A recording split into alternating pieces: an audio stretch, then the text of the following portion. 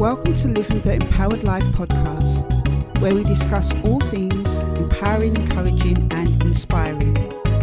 My name is Yvonne Ellis.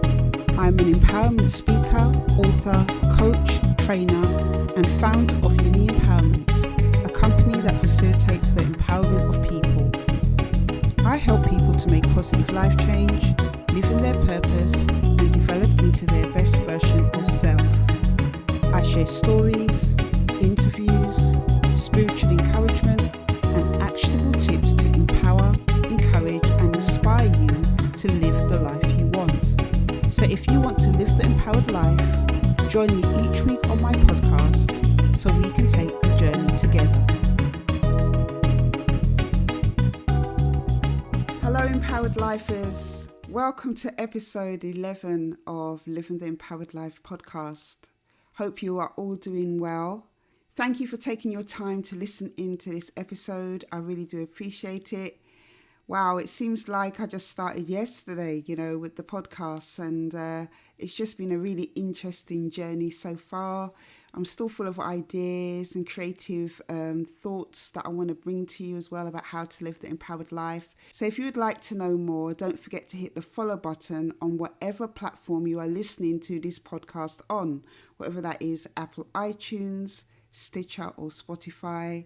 Hit the follow button so you can be notified of any new bi-weekly episodes. I would love to also know as well if these episodes are helping you to live the empowered life. I'm really encouraged by some of the feedback that I've been getting on my episodes, and that's been really nice. Also, I have the Courage course. If you need an action plan to help you to go after your goals or dreams, I will leave that in the show notes so you can check that out at your own leisure. Also, I have a YouTube channel called Living the Empowered Life, and I do share similar content on there as well. I share like inspirational stuff, book reviews, and recently I did a book review on a book called Confidence by Dr. Robert Young, or Dr. Rob Young, and the book is about confidence, the art of getting what you want. I did a really quick book review on my thoughts on that book on my Living the Empowered Life YouTube channel, and I will leave a link to that in the show notes as well. So in today's episode 11 of the podcast, I want to talk to you about what to do in the waiting. Are you waiting for something? That period in between when you've done something.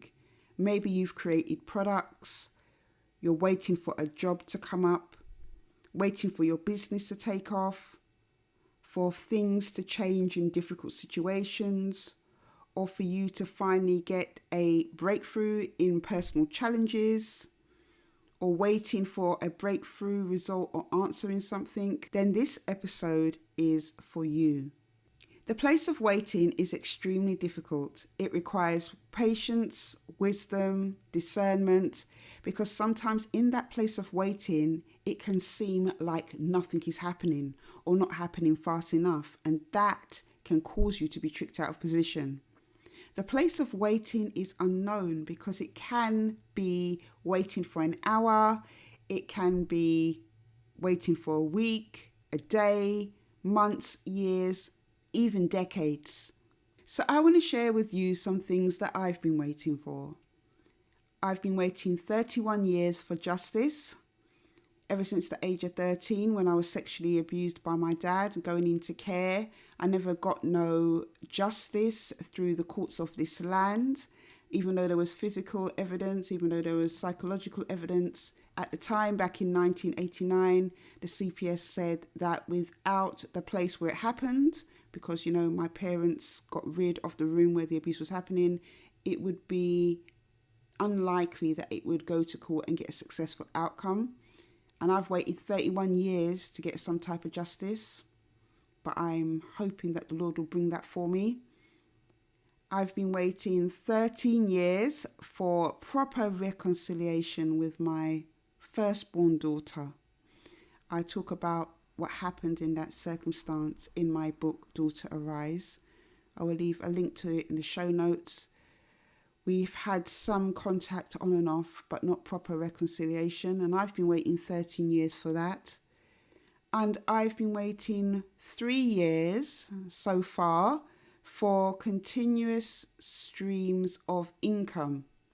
As you know, I've shared on this podcast before, I'm self-employed, stepped out into the unknown back in April 2018 to set up Yimi Empowerment, my company that facilitates the empowerment of people through resources and services.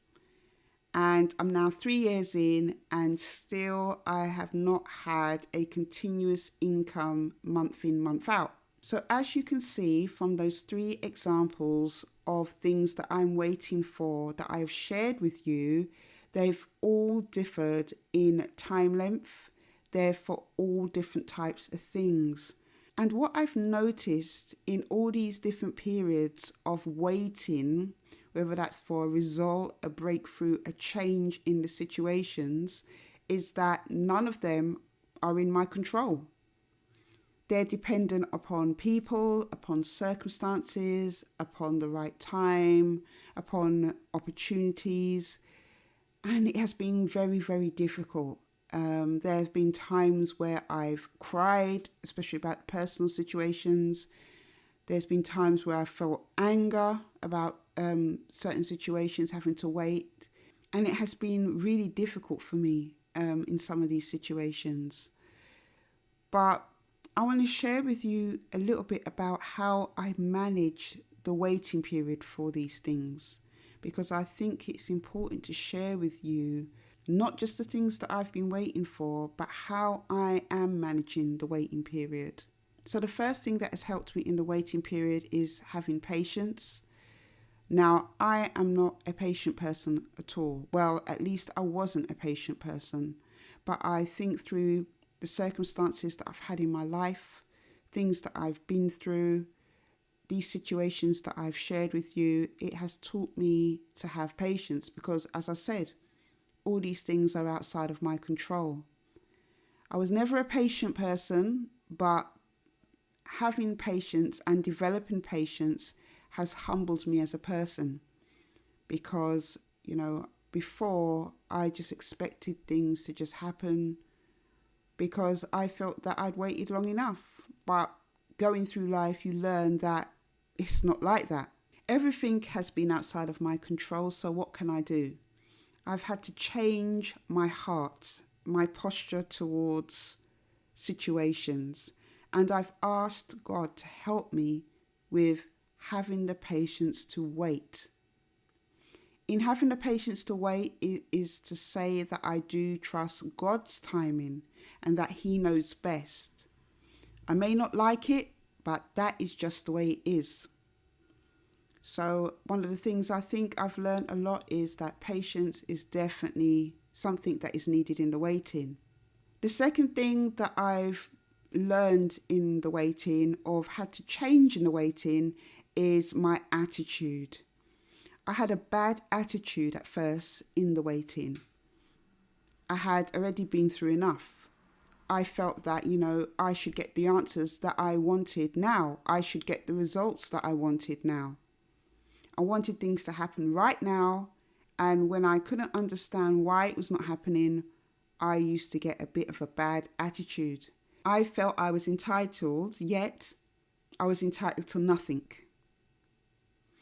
People, circumstances, opportunities are not meant to be just given to me, and I let pride come into my heart and life. Being prideful and having a bad attitude just results in delay. So that's something that I had to work on, having a better attitude in the waiting. Another thing that came to me in the waiting period that through all these situations was quite common, but more so common in the personal situations like, waiting for justice and proper reconciliation with my daughter, is blame. Waiting caused me to believe that I must have done something wrong, why the things I desired had not come to pass yet. I centered and focused the reason why my waiting period was being prolonged around me instead of thinking about things from a broader perspective. But there are some key things I think I've done in the waiting period that's really helped me. and that is to work on myself. I've become empowered in my situations and challenges by understanding that I only have the power to change me. I can't change anybody else. I can't force people to have contracts with me. These things need to be cultivated over time. In personal situations, there's nothing I can do about that. So the only thing that I could do was just to work on me, work on my mindset, work on developing myself, work on developing my business. Through prayer, changing my perspective on everything, allowing the process of patience to develop, using the time of waiting to my advantage. As I mentioned, working on myself, developing myself, changing my mindset, rather than focusing on things that I can do nothing about. Now, when waiting doesn't work, is if you are just waiting for things to change in your life, but you've put no effort, time, prayer, or work into anything. In those circumstances, the waiting period is going to be not effective for you. This only applies to things, as I said, that you have put effort, time, prayer, or work into. So I want to share with you 3 things that you can do in your period of waiting.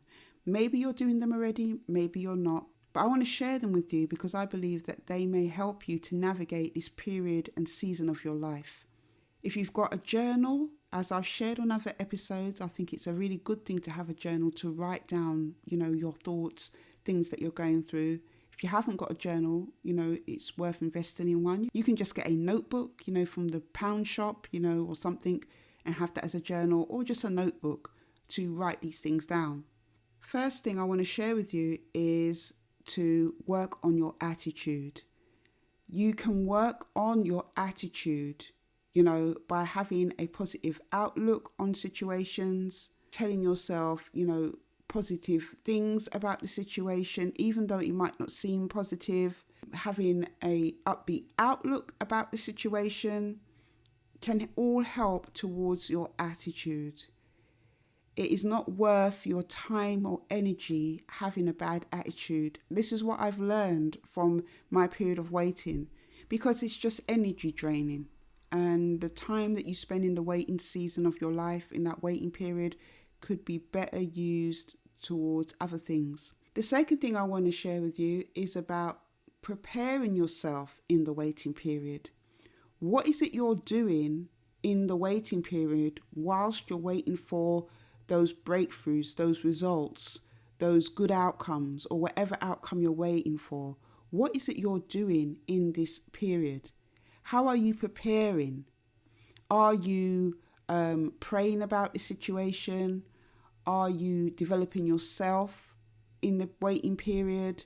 Are you reading books of knowledge or acquiring new skills? Say, for instance, if you are developing products, or, you have a business, are you doing things that are going to help you to develop those things better or do things better? Preparation is an important thing that you can do within the waiting period. Rather than twiddling your thumbs, sitting on your hands, watching the time go by, use it to your advantage. Think about the things that you're waiting for, and think about what you can do whilst you're waiting. And the last thing I want to share with you about what you can do in the waiting period is reflect. What have you learned during your period of waiting? The quiet moments. Have you grown, developed as a person, identified areas within you that you need to work on? Do you see the situation different, or do you see it the same? Maybe you've been waiting for things like me for many years. Is your thinking still the same as when it was a year ago in a situation, 10 years ago, 30 years ago? Or have you noticed that how you perceive the situation, how you think about the situation has changed? Write all these things down. I want to share a Bible scripture with you before I go today, and it's from the book of Proverbs, chapter 3, 5-6. And it says, "Trust in the Lord with all your heart, and do not lean on your own understanding. In all your ways acknowledge him, and he will make your path straight. That is one of the most important things that I have done in the waiting period. And that is to pray and ask God for guidance in situations. And also ask God to help me not to rely on my own understanding of situations. Because sometimes when you're looking on things from a physical point of view, as far as your eye can see, as far as you can hear, it can seem like situations will never change. So asking God to help me with being able not to rely on what I can see, hear and feel has helped me in the most challenging times in my seasons of waiting. So check out that Bible verse if you can, Proverbs 3:5-6. As I finish this episode, I want to leave you with this. Try and be joyful in the waiting. Try and have peace in the waiting. As I've just shared in that Bible scripture, if you need peace in the waiting, ask God to give it to you and he will. Try and be present in the waiting, meaning that engage in all the lessons, all the ups and downs and experiences that the waiting brings. Don't resent it. Don't ignore the blessings it can bring. As I say this to you, I am saying this to myself because I am still waiting for so many things.